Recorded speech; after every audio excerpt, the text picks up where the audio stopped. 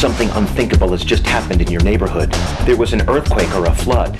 You've just had a tornado hit or a hurricane is on the way. You have to evacuate, and you don't know when or if you will return. What about a biological event like the avian bird flu, or even a nuclear accident? What do you do? How do you survive until the authorities come, and when will they come? Welcome to the Emergency Preparation and Cooking Show, designed to teach everyone what their choices are and how to buy and actually use the right equipment. A show that provides you hands-on experiences by cooking delicious, nutritious meals using canned goods, dehydrated foods, sprouting seeds, and gardening seeds. With step-by-step demonstrations on how to have a positive adventure during disastrous times versus a life-threatening survival of the fittest experience. It's now your choice. Knowledge truly is power. So here to take the mystery and trepidation out of being prepared is the host and creator of the show, Reg McDaniel Jr. Hi, this is Reg McDaniel, and welcome to the Emergency Preparation and Cooking Show.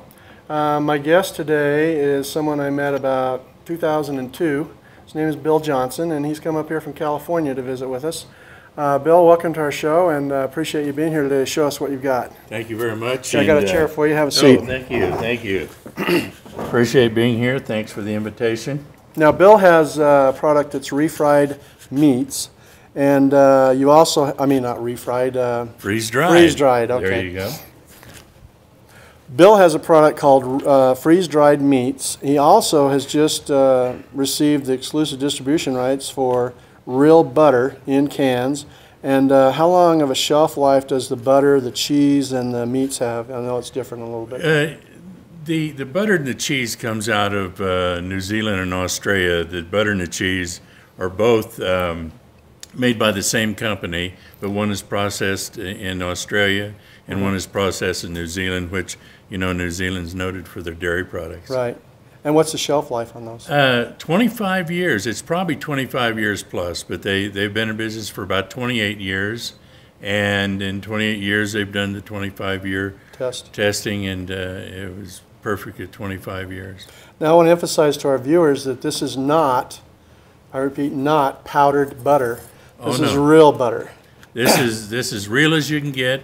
Right. It's the type you put on your toast. You cook your eggs in, and it's just an awesome product. We're going to open a can and show it to them. Absolutely. Now, before we do that, tell me the shelf life on your freeze-dried meats. The freeze-dried meats, they're made by a U.S. company. There's several U.S. companies. The company itself says they're good for 30 years. The U.S. government did a accelerating aging study at the University of Colorado at Boulder on 19 different freeze-dried meats that they do for the military. And the worst one of the bunch at 50 years retained 97% of the food value. So it's a 50-year plus item, and it's my personal belief that it's as good as long as that can doesn't get punctured. Right, and then we have in the meat department, we have chicken. We got chicken, beef patties, pork chops, eggs, beef steaks, potatoes, cheddar cheese, peas, and I think that's about, we have 10 products. Plus, we also carry some of the wet pack meats, pork, chicken, beef, and turkey. And what kind of shelf life do those? That has about a 12-year shelf life. Okay. But in lieu of things, right now, I don't know if, I'm sure you are aware, that right now we have a shortage of freeze-dried products in this country, especially the meats, due to the fact the military, because of recent actions and things that's happened in the world, and Katrina, et cetera, the U.S. military and the U.S. government have probably taken up the entire production, especially of freeze-dried meats, for the next 5 or 6 years. So they become kind of expensive, but they're still available. Okay. So which one are we going to open first? Well, why don't we do some pork chops? What I'd like to do with the pork chops here, these come and people go, oh my God, a number 10 can. There's 32 to 36 pork chops in number 10 can, by the way. 32 to 36 pork chops. 32 to 36 rehydrates up to about 8.5 pounds of meat. And I'll mention right on the top of the lid in really nice printing, it says pork chops. So you know what it is. It's not just a silver can with no label. Right, exactly. The reason I'm opening that so I can take and show your audience that there are instructions on every one of the cans. And you'll see right there. But what you want to do is always remember it looks like a top. but you really want it to be the bottom of the can because you usually throw the lid away. If you put it on the bottom of the can, you'll probably find a use for that can in an emergency, and you're going to keep those instructions around being the bottom of the can. Okay, and let's get a close-up of what we got inside of here. Let me just turn that towards the camera real quick. These are our pork chops he's talking about, and they're real pork chops. This is not TVP, which is a vegetable protein made from soy. This is the real McCoy pork chops. And one of the reasons I'm really excited about having you on our show today is there's a lot of men out there, like myself, who are meatosauruses, and we think about food storage and that we're going to have to be vegetarians or vegans in emergency situations, and that's just not the case. That's very true. One of the things that we say when we're demonstrating this is we don't have TVP, we have REAL. Real. And it is real meat, yeah. And it makes your food storage especially very edible. It's very, it's long-term, and even after it's open, I'm going to show you a little device here. Ziploc a good bag. Quality Ziploc bag. We jokingly say we have a device we sell for $19.95. But what I'm going to do is I'm going to take that bag right over here, and as soon as you immediately open that can, slip the bag over, dump it, and what you've done now... And that's a 1 gallon size a 1 Ziploc gallon bag. size. Okay. Now, you've actually retained some of the nitrogen that was in that can. These are pressurized with 3.5 pounds of nitrogen gas, and what they've done is they've taken it down, freeze dry it to an absolute dry, and then they vacuum out the oxygen and they pressurize it with 3.5 pounds of nitrogen gas. So then you wind up with a nice package, let's not do the advertising for Ziploc, of center cut medallions of the pork chops. What I'm going to do is I'm going to grab a couple of them here. Okay. And just bring them out. We'll probably rehydrate these. Okay. And about how long does it take to rehydrate these? you know, on the can it says rehydration takes about 20 minutes, but I found through experience that 30 minutes is the better time. Okay. And So you just want to submerge them in a little bit of water, just barely covering them. submerge them in water, and you know, you can't get too much water in there, so make sure they're submersed. So when we submerge these in a can, they'll float. This is just wafer, wafer, wafer. Now, we can go ahead and we'll just use this can. Here's Right. a good example of using something in an emergency that ordinarily you'd just toss away. So we're going to put these in here, and what I'm going to do is we're going to get some water as hot as it comes out of a Tap. 80 Okay. to 90 degrees. Hand me that fork. Okay. Now what we're going to do, because these are going to float, I like to usually take a fork or a couple forks and a knife, and we're going to Crisscross put them them. over, crisscross them over, and we're going to stop these things from floating up, and Floating up. we're going to make sure that they're submerged for 30 minutes in water as hot as you can get it out. And the one of thing your I want to tap. mention is that as far as hot water goes, you can get your water in your solar oven hot, or you can use propane to get it hot.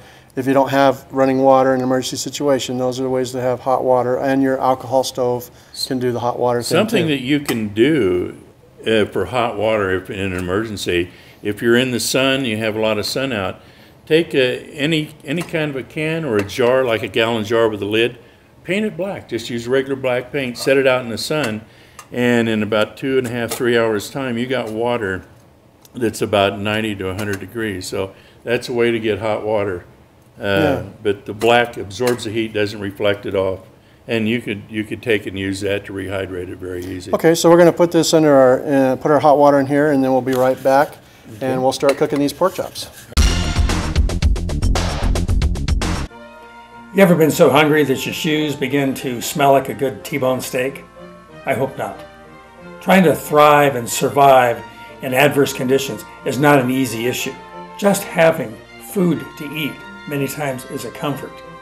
But to be able to thrive is much different than being able to just survive. Trying to live off what many people think is a home storage of wheat and powdered milk and a few other items is not the way you want to go. We have put together the Patriot Pack. The Patriot Pack is a unique combination of foods, enzyme active cereals, energy bars that all you do is add water, cereals that are packed with energy that is giving you about 1,800 calories a day. One of the important factors is the vitamin mineral supplement that goes with it that makes all of the other foods come alive. That gives you all the vitamins, minerals, amino acids, and digestive enzymes that you need to function properly. Energy is where it's at. And in thriving, you have to have energy. There are 180 delicious meals in the Patriot Pack. Not just ordinary meals, but something you would eat in a normal diet. They're excellent to eat. As a matter of fact, they smell good, they taste good, and they make you feel good. This Patriot Pack is so unique that it contains a blend of not only foods that you need to heat to be able to eat, but a unique combination of sprouting seeds that when placed in this very dynamic, easy sprouter, can even be carried inside a jacket in the middle of winter and sprouted, and you have live, viable foods. The seeds that are in here are a combination of powerful grains and cereals that when sprouted give you live, enzyme-active, real foods. We're talking about real foods, not just fake foods, canned foods. There's nothing in here that is fake. Even the fruit juice that's in this package is made with real fruit, not synthetic flavorings. It is designed to give you energy when you need it. The package also contains real dried fruits, air-dried fruits that are still enzyme active. They're all in foil packs, and these packs are easy to store. As a matter of fact, everything comes in 2 boxes. And there's enough here for yourself for 60 days or 2 people for 30 days. So don't be without. Consider using the Patriot Pack as a real insurance policy. So the Patriot Pack is a unique combination of live foods, vitamin and mineral supplements, granolas, cereals, pastas, bars, and all kinds of other things that are going to make thriving exciting. The Patriot Pack is something you consider to thrive and not just survive. That has 3 molecules. One, you oxidize one, it gets oxidized and it actually spreads through, and it's a little off flavor. You oxidize 2, you mildly rancid, oxidize the 3rd one, and it's absolutely rancid. Now, rancid doesn't mean that it's poison. Right. Rancid means it tastes nasty. Mm-hmm. And this country was actually discovered by Christopher Columbus, who went out to seek a shorter way to the Indies to find a shorter way to bring pepper back to Europe. Pepper at that time was more valuable than gold itself because it killed the rancid flavor of meat. The world has been raised on rancid food. We've just got more and more. That's why you see so much chili peppers and spices and things in cultures, especially the hotter cultures, because they need to take and kill the rancid flavor. You take a piece of rancid meat or even freezer burn meat, you put it in and cook it. If the entire meat gets to be over 160 degrees for 3 seconds, it's edible. But like I said, the world has been raised on rancid food. So a lot of things that you may throw away when it's easy to go to the store and replace it, you don't throw away. When in an emergency, you've got to take and make use of everything. Get right down to, don't throw your leather belt away or an old pair of leather shoes, because it does have some food value. Okay. So you just open this with a regular can opener? Yes, like open it up with a can opener. Now, this comes out of New Zealand, and I'm sure that the people know already the quality and what New Zealand, one of the things other than lamb that they're noted for, is the quality of their dairy products. Now you can see that that's a true cream color. If you go to the paint store and you want a cream color for a wall, this is the color it's going to be. Okay, and we want to mention this is not a food coloring additive whatsoever. Absolutely not. This is a natural coloring, and this is from the process of the cattle totally grass grazing. They aren't feedlot raised, and not knocking what we do in this country. We just don't have the pasture lands that they do have in New Zealand to take and do their cattle, but they're noted for their ice creams and butters. Okay, well, thanks for showing that to us, and we're really excited to be able to have real butter with that kind of a shelf life in our food storage if we choose to do so. Absolutely. It has a 25-year shelf life, and one of the things that I was just pointing out to Reg, the contents of this can is pasteurized cream and salt, and that's it. And it has about 80% less salt than regular butter does. But And all if the that's a water's problem, gone. they can always add their own salt. Right? Oh, absolutely. And you know, if you remove all the salt, you have sweet butter. You go to the store and you want sweet butter Right. or something that has no salt, Right. and it doesn't have near the shelf life that Well, regular somebody's going to butter want to email me and say, well, does this company make sweet butter? Do you know if they do? does. They probably do, but it's not what we're importing Okay. at this time. Okay. Also, one of the things that we have available too now is a processed cheese, and it's excellent.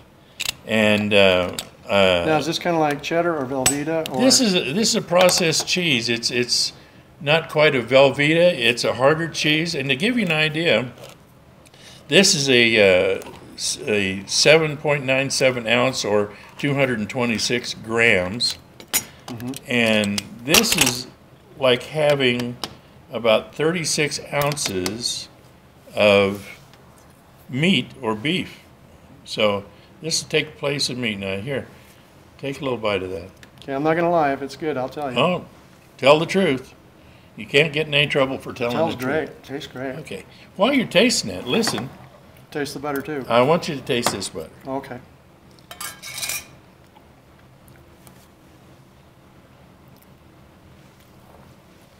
It always tastes better with your fingers in it. Yeah. Also tastes better on bread, but that's just heavenly. That's absolutely heavenly. And I'm not saying that for the viewers. That is heavenly. I know it butter. blew me away.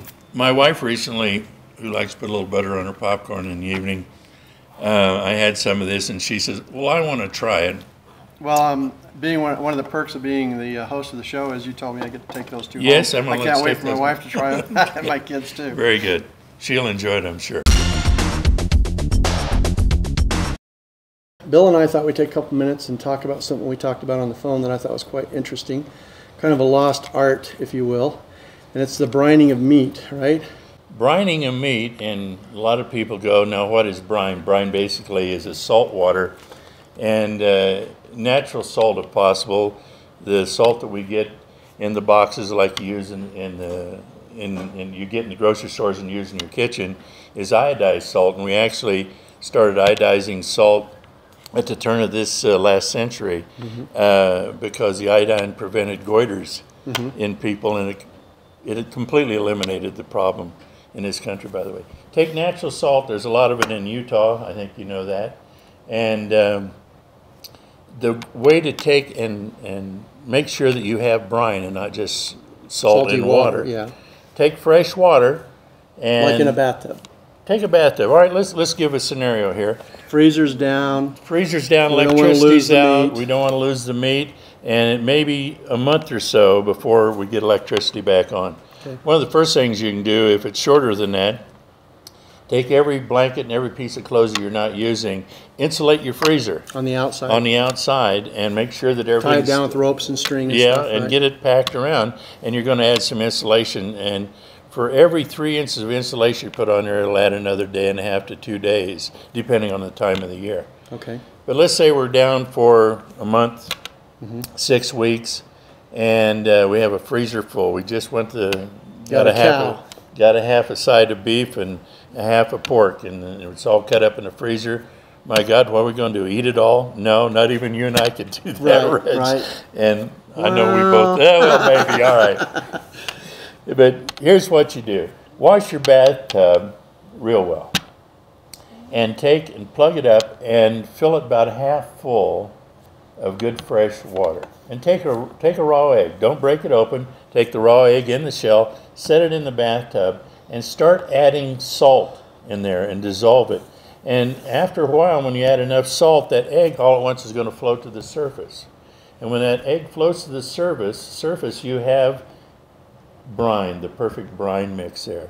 And then what you're going to do is you're going to take your meat out of the freezer.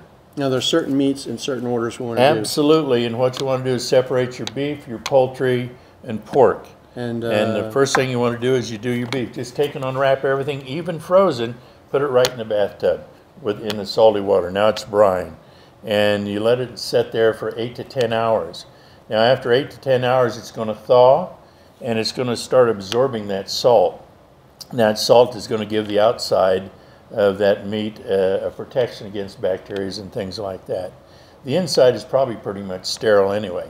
Now we're going to take, and after 8 to 10 hours, start stringing it up and allow it to drip dry. You don't, it doesn't have to be dry, but so it's not dripping. Now, take a trash can, wash it out with a hose. If you got a trash bag, that's fine.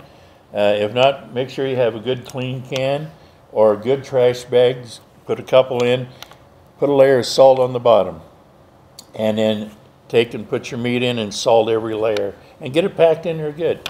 So you have a lot of salt in there, and keep layering that up and then close the top, and that'll keep that meat for about 3 to 6 months depending on what time of year it is. Now the salt we're talking about could be the salt used for a water softener, for instance. Absolutely, that's one of the. And they're cheap. That's cheap, and here in Utah you can get some great because of the natural Great salt. Salt Lake, of course, Redmond Mines, absolutely, absolutely. And now people say, "Oh my God, I can't eat that meat with all the salt." Well, of course you can.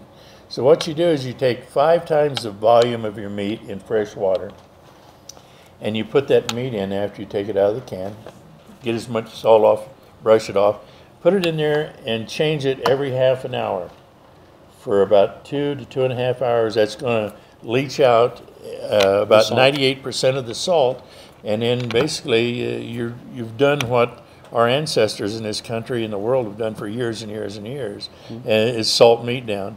And the reason you go with beef first is because beef has the least problem with your bloodborne diseases. Then you're going to take your beef out, do your pork next, and do your poultry last, because as we know, pretty much all poultry, once it's dressed, has salmonella. And you want to take and not contaminate anything else with the salmonella. So that's why your chicken's last when you drain your tub? Absolutely. Okay. And you know, and if you prefer, and if you have the salt and you have the time and the water, go ahead and change the water every time. Right. So it's not that difficult to have 10 or so bags of inexpensive salt sitting in your garage for an emergency situation if you have half a beef. If you're not the kind of person who has that, then you certainly don't need to do this. But I'd never learned that, and I want to take advantage of your wisdom and your years, so I wanted our viewers to learn about that, because I'd never known about that. That's pretty neat. You know, my grandmother, I was raised on a farm in Nebraska. My grandfather was a butcher, and my father had a slaughterhouse. And my grandmother used to take and cook a whole pork, and I'm talking about a full pig, and cut it up and cook it, and then she would put the meat after we're cooked in these large crock jars, and she would start adding lard, just pour the lard in, and it would get up, and you'd put a layer of meat and then a layer of lard and a layer of lard. And basically what it would do, it would take, and the hot lard is sterile, and it seals it from any bacteria, and you'd go down and you'd take those out and in layers, and that was a way that you preserved pork. Wow. Well, that's it for this little segment, so we're going to go to commercial break, and we'll be right back. Do you feel a need for more food storage but don't have the usual $2,000 or $3,000 to get it? Do you have the basic foods for survival but want more variety, nutrition, and selection? For a very limited time, you can have 1 year's supply of gourmet food storage delivered to your door for just $500 down and a low monthly payment for the balance. That means you can get all this food now and pay for it in affordable budgeted payments. Call Cooking with Home Storage for the details at 435-835-8283. That's 435-835-8283. Pay $500 now, get the 1 year food supply right now, and make affordable monthly payments for more peace of mind. That's 435-835-8283.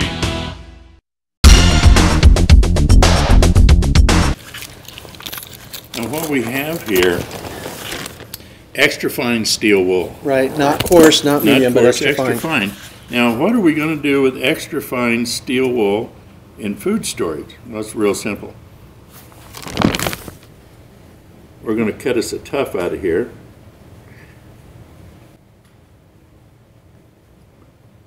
I hope we're not selling these scissors. Well, let me grab mine. We're going to take and tear a tuft out of there. And what we're going to do, we've already taken and washed the steel wool in some warm, soapy water. just use a regular laundry or dishwashing detergent. I'm sorry, a dishwashing detergent. Get it in there and wash it real well, and then rinse it till you know that all the soap is out of there. Now, what we've done, this is about the consistency of wool. That's one of the reasons I guess they call it steel wool. So anyway, now what we've done is we've washed off the protective coating on there to keep this thing from rusting. Now, since we've done this, we've washed it and we've dried it with a hairdryer. Right. And what we're going to do, we're using a paper napkin right now. I like to personally use a pickling bag or a little cotton pouch. You can make it from an old sheet, or just pick up some cotton material at the store. It's very inexpensive.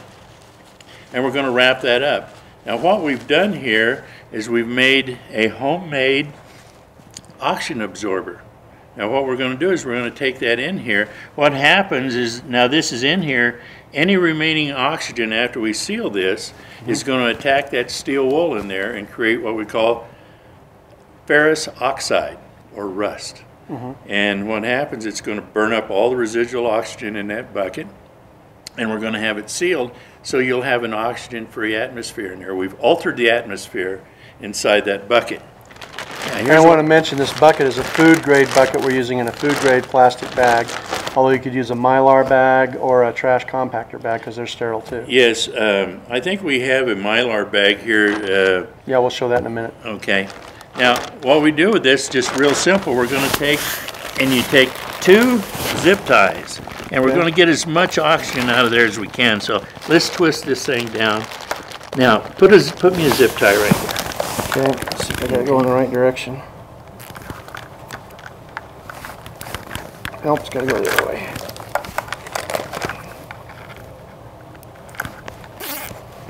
And let's get it as tight as we can get it.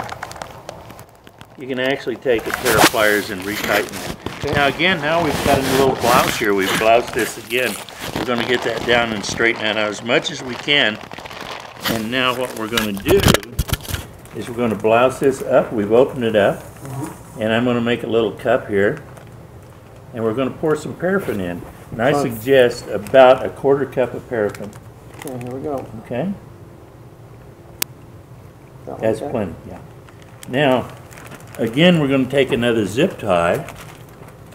I'm not going to tie this because we're going to do this again. But what we're going to do is now we have once that solidifies, we've got an airtight package here. As soon as that solidifies, we're going to bend it over, put the lid on that, and you have barley, in this case, wheat, red good winter red durum wheat. You could use red wheat. This is barley, but you flour, yeah, anything like that. Even potatoes, beans, peas, anything. Pinto beans. Right. Put it in here. It's good for 18 to 20 years. Keep it as cool as possible. But now you've got an oxygen-free environment in here. Okay, let's hand me the lid and the mallets over there, guys. The mallet I put right down here. Here's the lid. Okay. All right.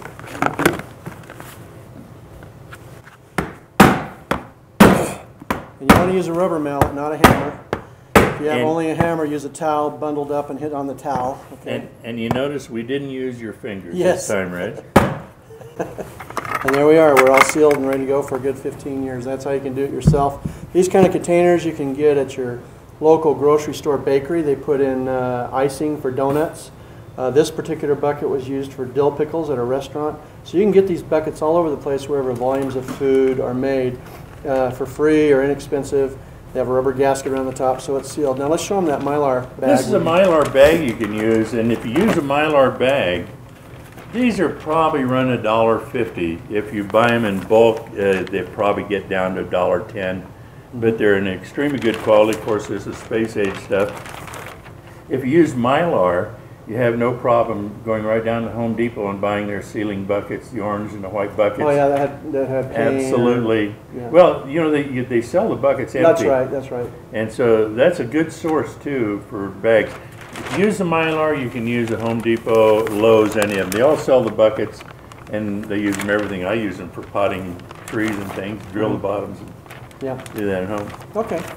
So those are our choices, the food grade liner, the Mylar liner, or a compact or trash bag. Compact trash bags because they're 3 to 4 mils thick, so you have a nice good quality. Another thing you could do is you could use cheese wax that's used on cheese instead of what was that stuff we melted? Paraffin. Paraffin. It's a little more expensive, but this is what they wrap cheese in that'll stay for 50, 60 years without ever cracking, in case you're worried about the paraffin wax. Although the way we seal it with a zip tie at the bottom and a zip tie at the top with it in the middle, I seriously doubt you're going to have a problem. You'll never have a problem with it cracking. By the way, the paraffin is a little bit less expensive. The cheese wax has a little more flexibility on it. And these are, of course, food grade. Right. Okay. And something we're talking about, since you have the cheese wax, you can take a fresh egg and take some fresh eggs, dip them in cheese wax, and they're good for about 3 to 6 months, depending on. 3 to 6 months. Okay. So if you have extra cheese wax left over, a good way to recycle it. Well, even if you want to take and store some eggs, if you have eggs and you want to store them, you want to store them for a while in an emergency, it's a great way to do it. And we're back. It's been about a half an hour now. And 30 minutes. Yeah. Yep. Our pork chops are rehydrated, and you're going to take them out of the can for us. Look pretty good here. What we're going to do is I'm going to lay them out on the cutting board. I am going to put them over to the edge of the cutting board because they are raw. And these are actually... So we're not looking at pre-cooked. They're raw. We're not looking at pre-cooked. These are raw. And they're actually fresher than if you went down to the store today and bought some. Now what I'm going to do is I'm just going to take and put them right on the skillet. You notice we don't use any oil or grease. And we've got this at about 300?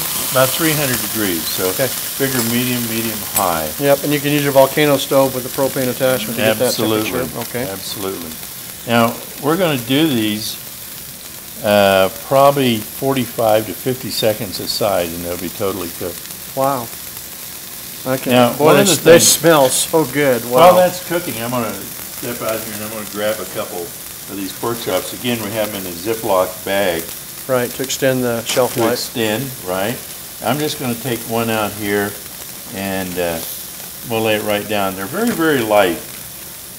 But let's say we're going to take and cook soups or stews. You want to take and put some pork in something, or let's say we're going to make some chili verde. So get your sauce going, and then instead of rehydrating them, let's just break them right up into pieces and put it right in the chili verde.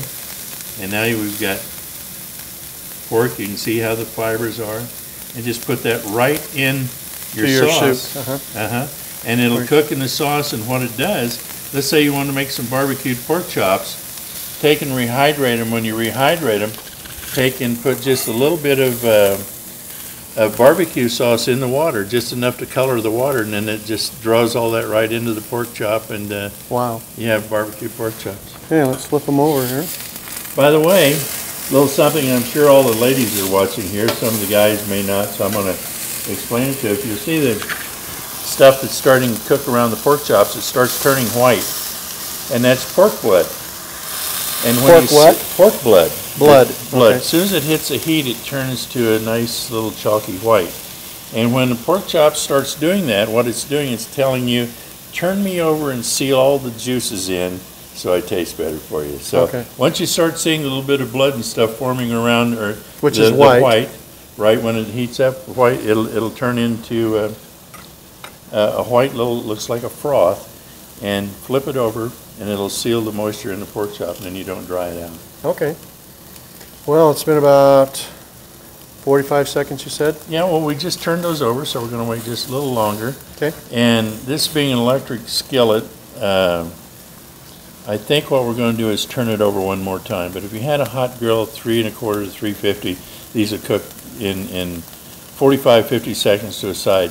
You can start to smell how nice they taste. Yeah, and I know you know what you're talking about because you've done food testing at your booth, which is where I met you back out in 2002, of thousands upon thousands of people. Yeah. So you've done this over and over again. I saw big long lines at your booth. People, including me, I went back 3 or 4 times because I had a booth there, and so I was there for a couple of days, and I just kept coming back trying the bacon. How many slices of bacon in the can? There's 300 slices of bacon to a can, which is the equivalent of about 19 1/4 pounds of a premium grade bacon. Yeah, we forgot to mention the bacon. That was really good too. I tried that. And then just a little salt or pepper to taste, and you're ready to go. You know, at the shows, we do 20-some shows a year in Sandy at the expo center there, all the major shows, and we do sampling of the food and everything, and demonstrations, answer all the questions you might want to ask, and we'll give you as many answers as possible, or we'll just sit there and have a good time and enjoy the company. I have a lot of customers. We have a tremendous customer base here. Okay. And I believe these are done now. It took just a little bit longer. But we're using an electric skillet. We're using electric skillet, and I don't think it's as hot as we would cook off of propane. I'll just turn this off. Now, we didn't put any seasoning or anything there, but you can see you got 3 nice little medallions of the pork chop. Right. And having my knife over there. well, I brought along a little better knife than the one I had, huh? the one you had, and I'm not gonna. We're gonna cut this down the middle here. When I use these at home, I like to take and rehydrate them, and then we put them in a Ziploc bag or a covered container overnight, and it's like a good dough, and it's only with the pork, and the flavor will be the same, but you definitely get a texture difference that's good. All right, we'll try it out here. Yep. Tastes just like it came out of the store. Well, It's I really hope good. it tastes better. Well, it's really, It's surprising. it's meat. I mean, Oh, yeah. there's no buts, ifs, or ands about it. And for us And to guys, go from this to that is absolutely amazing and wonderful. and for men especially, you know, the meat and potatoes, That's this makes your food storage real edible, as a guy told Right, me and one I have time. this in my food storage, so I'm a big endorser of it. I'm glad to have you on the show, and Hey, thanks listen, again. thank you. Appreciate the invitation. Anytime we can help you out. One of the things I teach over and over again, and I repeat it in many episodes because repetition is the best teacher, is that whenever you're boiling stuff or even opening cans of canned goods, you don't want to pour the water down the drain, because in an emergency situation, your water is a very important commodity that you don't have an unlimited supply of, okay? So like we're about to boil some noodles here for this next macaroni cheese tuna casserole. And so when I drain the noodles, I'll drain the noodles into a glass bowl, and then you can use that water to rehydrate onions, rehydrate bell peppers, rehydrate gravy if you're going to make gravy from scratch, put it in your soup stock. Or worst case scenario, you could use it to wash the dishes, wash your hands. Okay, so whenever you're doing boiling water to make something, you want to think of ways to use that water again and again and again, stretch the water so you can extend your water supply. With canned goods like canned corn, canned green beans, things of that nature, you want to take the water and pour it into a little cup, and then use that water to rehydrate your onions or your carrots or soup stock, or you know, out of a can you could pour it into this to boil your noodles. You know, there's all kinds of ways you can mix it around to reuse your water. But we have the habit of just, you know, pouring it down the drain, and those are all the vitamins and minerals a lot of times in processed food, which is dead food because the enzymes are dead when you heat it. You know, you can't do anything about that. But I just need you to realize that you have to have a different mindset in an emergency situation and break the habits that you have of pouring all this water down the drain, because it's convenient and it's out of the way, and it's, you know. And when you're practicing, you don't have to do this, but you want to know that you can do this, and you should. Okay, the next thing I want to do is, I get this request a lot, is how do you store regular butter you get in your dairy case for 7 to 8 years without refrigeration in your food storage shelf, in your pantry? And it's real easy to do. The higher the butter fat content, the better. The higher the quality of butter, the better. And what you do is you melt your butter sticks, and so that they're going to fit into about a 1 pint bottle. I like this kind of a funnel. And we're going to bring this butter to a rolling boil. And you don't want to burn it, you don't want to brown it, you don't want to char it. You just want to get it to a rolling boil. Once you get it to a rolling boil, you take it right off the heat and pour it in the bottle. So let me grab a little device here to speed this process up.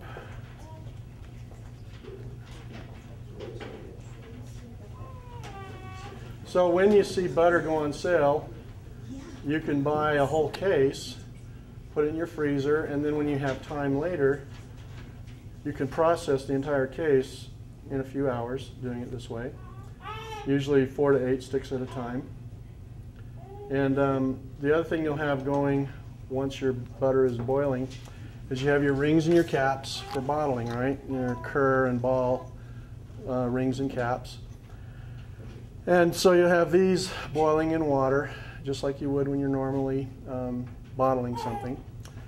And then once you poured the hot butter in, you want to take a cloth or a towel, a wet towel, and you want to wipe off the top, make sure there's no excess butter, or you should do this whenever you're canning anything.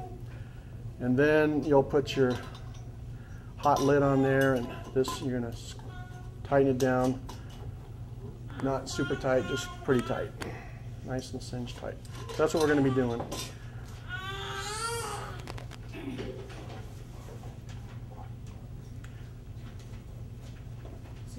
Okay, we're point where all the butter's been melted. It's boiling. It's in a rolling boil right now, as you can see.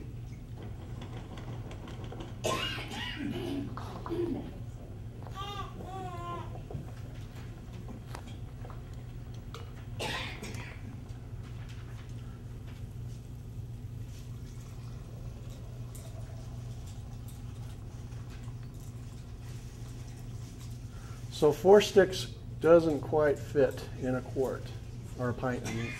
So you probably want to go with 3 sticks and have a little bit of a space. That's right to the bottom of the lid where you usually want to have your butter, your canned goods at. Now,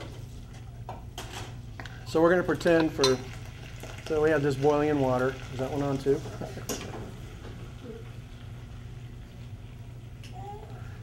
And I use a little magnet with a wand and set it on there out of the water.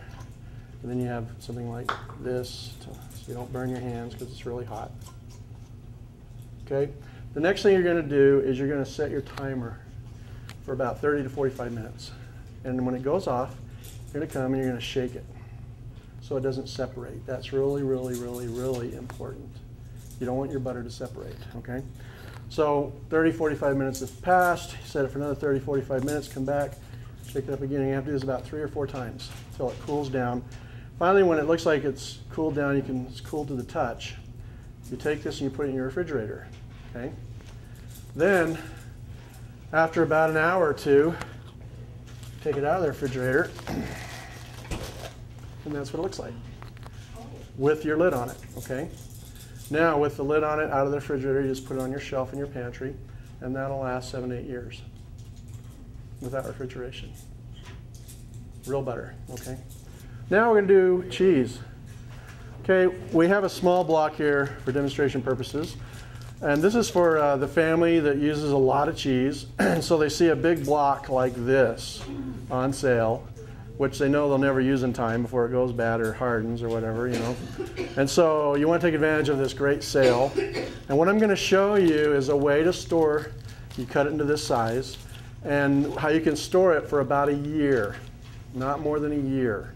Now I'll show you a second way you can store it for 60 years. But the first way is about a year. And the reason that you want to do this is it's cheaper than the second way, and you're going to be using it all the time, okay? This isn't something for long-term storage. This is something to take advantage of, to stretch your food budget. You know, we all use a lot of cheese. Okay, so we're going to pretend that we've cut this block off of a big, long block of cheese, and it's this size. And I'll use a paper towel here to set that on. Now, there's 2 kinds of thread when you're sewing. There's regular thread, which you can break with your fingers. And there's what's called button thread that you can't break with your fingers. And I couldn't find the button thread in my wife's sewing machine, so I got regular thread. So with the regular thread, all I'm doing is I'm going 2 strands long to reinforce it, okay? So that it's a little bit stronger than just 1 strand. I don't want it to break, right? So I'm laying 1 strand across the paper towel, and then I've got a second one. It blends in with this counter, so I can't even see the second one. So I'll make another one. But it's just for strength, okay?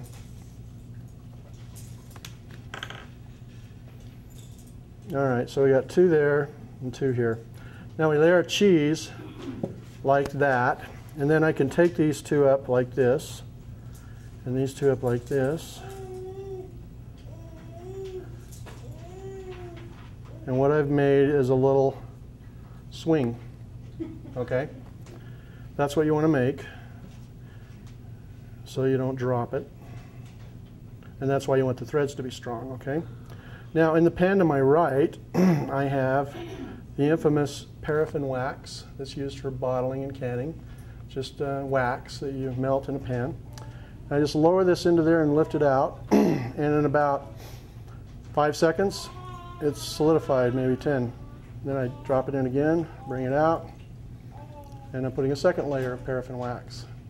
The coldness of the cheese is helping it solidify so quickly. Doing it again. You want to do it about 4 or 5 times, okay?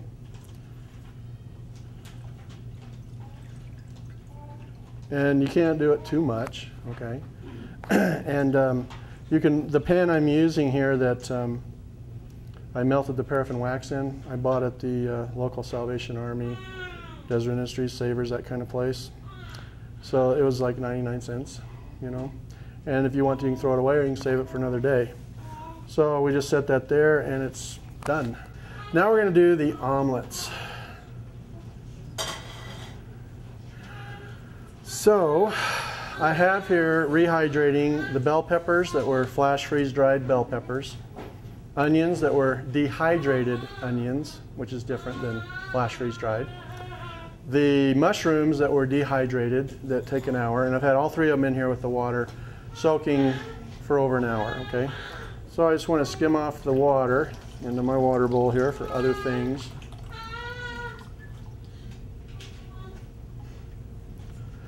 And another great way to stretch your cooking oil is to have oil, you know, these butter flavored or regular flavored Pam, Western Family, whatever. Now if you have an open flame, I found out the hard way you don't want to spray this with an open flame. So I just have a habit now of not doing that. So we're on high.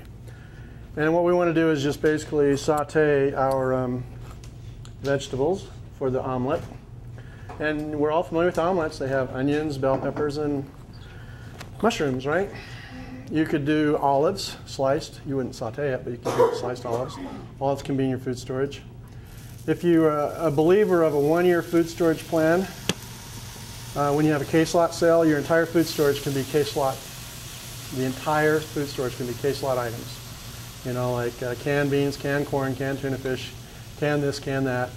No dehydrated, no flash freeze dried. If you're a believer in just having a 1-year food supply and using it, the entire food supply can be made of those things. If you believe in the scriptures and think that you should have a 5 to 10-year food supply, then you want to have a 1-year supply of canned goods, and you want to have all the other years in dehydrated, flash freeze dried, seeds, sprouts, things like that. Now, in the Bible Belt area where I'm from, we have a lot of, down in Texas, you know, Baptists, evangelists, and on the East Coast you have Mennonites and Amish. And they have a 15-year food supply right now today based on the scriptures of the Old and New Testament, based on what's going to happen in the latter days. So 1-year food supply is great, but if you want to go by the scriptures, you want to build beyond that. So I have a variety of all of the things I've talked about in my food storage. I have a 1-year food supply in canned goods, and I have many years in flash freeze dried and dehydrated. So we're just sauteing away. And I just like to get them a little bit seared if possible, you know. That's all I'm looking for. And I'm getting that on the onions pretty easily.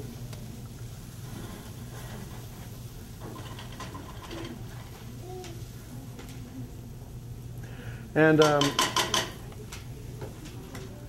see. What I did before you came is I took the TVP ham and I pre-made that per the instructions which I read to you a few minutes ago. And so once this is sauteed, I can just put this in and move it around and chop it up. And it's the best tasting TVP product I've ever had. It's really amazing to me how good this is. I haven't tried the beef or the chicken, but the ham is just really good. And it looks good too.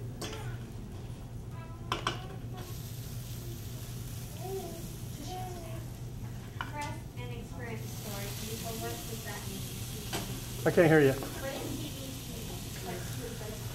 Textured vegetable protein, and it's made from soy, I think. And they put a flavor of ham in it, or a flavor of beef, or a flavor of chicken. They might use bouillon, or they might boil it with real chicken or real beef to get the flavor in it.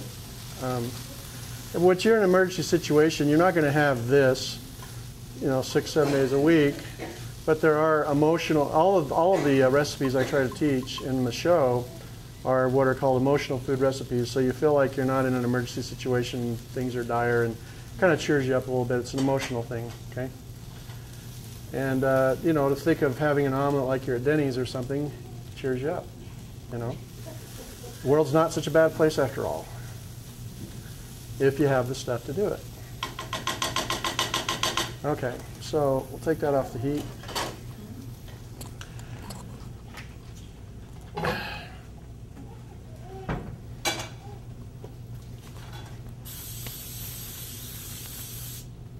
Now we're going to make the omelet. Okay. Now what I did is on the label of the egg mix, not whole eggs. Let's find it here. It says 3 tablespoons of eggs to 3 tablespoons of water. So that everybody could have some, I did 6 tablespoons of the powdered egg mix, and I need to do 6 tablespoons of the water. That's what I'm going to add next. Now, for the eggs, I don't want to use this water. I don't use that for soup or gravy or something else, okay? So we'll use fresh water for our eggs. Get that fresh water. 1, 2. Do you always measure out, or do you kind of go with the I measure. And there's several reasons for that. You can really mess things up if you don't measure, which is a waste, and the last thing you want to do in an emergency situation is waste your food or your water or anything. You don't want to waste anything. So, when I measure, like the powdered eggs, I took a knife and I scraped off the top of the tablespoon and dumped it in, and I did it 6 times. I didn't have it heaping, okay? Because you do that and you're going to find you just cut your food storage in half, cooking like you normally do, thinking it'll be better, a little more for the kids, whatever. This is survival, not Burger King. You can have it your way. Okay.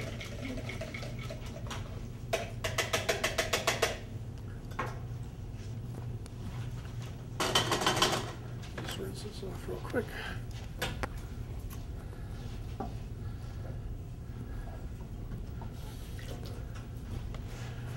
These are really important because you want to scrape out every single bit of food really meticulously so you're not wasting again. Yeah? What's the difference between the egg mix and the eggs? The egg mix you can fry like an omelet. The eggs you can't. So the eggs you use in baking, like it takes 2 eggs for a cake or a muffin. But if you need an omelet, or you're familiar with Chinese rice, has a little scrambled egg and carrots and rice, and remember that? Egg mix.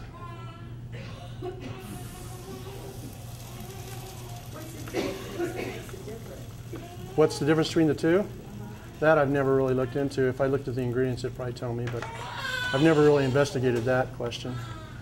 I just know you can't do this with whole eggs. Won't work.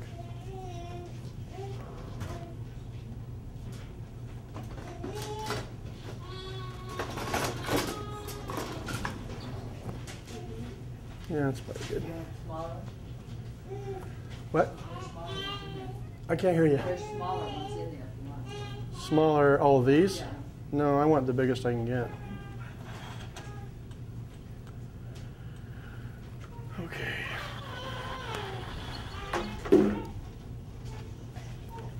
Now, you'll learn different ways of cooking things on the show, like with a solar oven, or a volcano stove, or propane, or acetyl alcohol, using a little Swiss stove. It's from Switzerland. And, there's different stoves for different purposes, and I teach that you need to have more than one kind of fuel source and fuel cooking thing. Number one, if you don't have a solar oven like the one I show on the TV show, you're kidding yourself about having a food storage, because it would take a pile of wood the size of your house to heat your house for a year. And you know, you can't burn wood in your stove in your house. And so we have a volcano stove that we endorse on the show that you use wood or wood pellets or charcoal. And so you could do this omelet kind of thing. And then you have your solar oven where you could, you know, sterilize, pasteurize your water. You could unsolidify your honey without boiling it if it's crystallized, without using any fuel whatsoever. It'll brown and bake bread. It'll brown and bake muffins. It'll hold heat in the oven 4 hours after the sun goes down. If you can see your shadow, you can cook with it. It's designed to last 15 years. Weighs 20 pounds, the size of a suitcase. So how would you like to have a 15-year fuel supply that weighs 20 pounds? That's not bad, and portable. Okay, let's get a plate. No. The other side. Okay.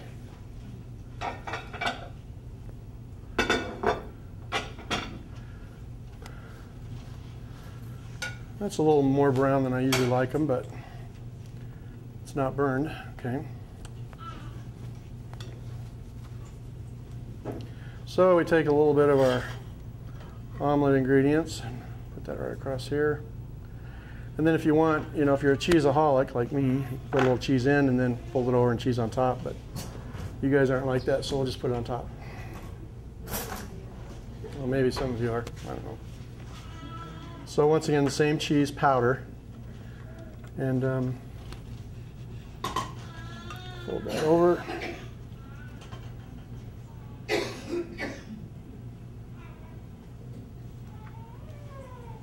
Now, one thing you need to know and learn is you need to know and learn how to cook with food storage. You can't say, well, I hope I never have to use this stuff and put it in the basement and leave it there and never use it, and then when it's expired you throw it away and then buy it again. Because learning how to cook with this stuff in an emergency situation is impossible, very stressful, and just isn't going to happen. And secondly, most people's food storages won't support them. They don't even realize it. And they think, well, if you're hungry enough, you'll eat worms. You know, well, that's only said by people who've never tried to eat worms. And the worst part is kids, you cannot threaten or coax into eating something they don't like, and they'll lose their will to live, and they'll die. So if you know how to cook with this stuff, even though you might be able to choke it down, you can't get your kids to choke it down, and they'll die. So if nothing else, for your kids or your grandkids, you need to learn how to use this stuff, okay? And once you've learned what they like by practicing, then you figure out, okay, I want to have that once a week for a year. I need 48, you know, there's 52 weeks in a year, so I need 52 cans of this and 52 servings of this and 52 cups of that. And that's just for one meal for 1 year, okay? What if you want to have the meal every 2 weeks or once a month? Well, that means you have to have more recipes, okay? So we'll pass this around and break it in little pieces, however you want to serve it, and then I'll make one more so that everybody can, I'll even make 2 more if we've got enough for 2. And that's it for tonight. As we end the show, as I end every show, I like to take off my hat and let's just say, let's praise the Lord and not forget Him for blessing us with this great food and the ability to survive these upcoming disasters that come in our lives. And y'all have a great week, and we'll see you next week. Amen. Amen. Okay. Thank you for watching. You're now better prepared today to be safe tomorrow.